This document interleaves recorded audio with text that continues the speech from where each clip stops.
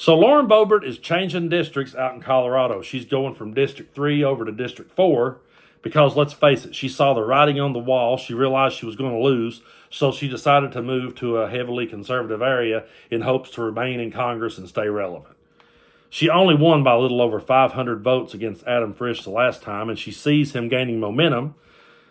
She sees him outraising her. And what she do? She does the classic MAGA move. Well, the Hollywood elites and the radical left are trying to buy this one from me, so I'm just going to take my ball and go over here. Because she wants to win and she wants to stay relevant. Because let's face it, the one thing that Republicans cannot do with any dignity whatsoever is lose. But my question to District 4 would be this. Why would you want someone coming into your district just to stay relevant? Why would you want someone coming into your district that couldn't win in their own? They let their own people down to the point that now they're coming over and they're asking you to keep them afloat. It's really insulting to the people of District 4, but I don't know if they'll take it that way.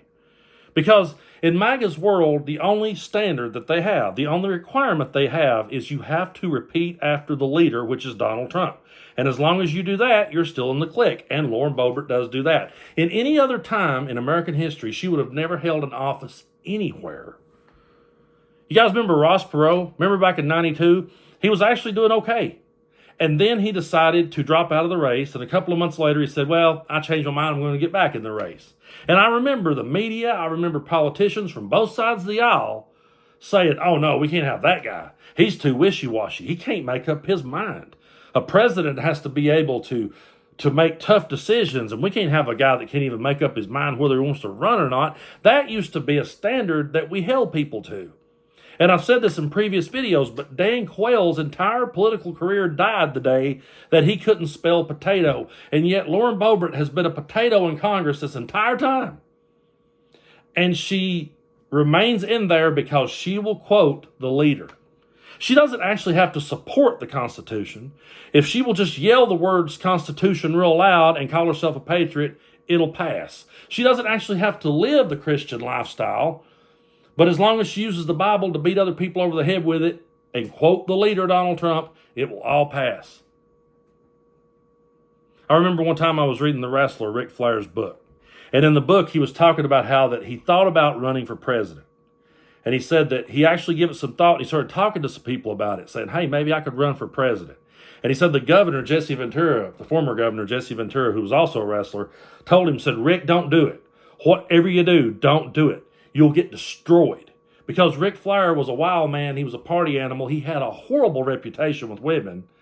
Go watch the Plane Ride from Hell episode of Dark Side of the Ring and you'll get what I'm saying.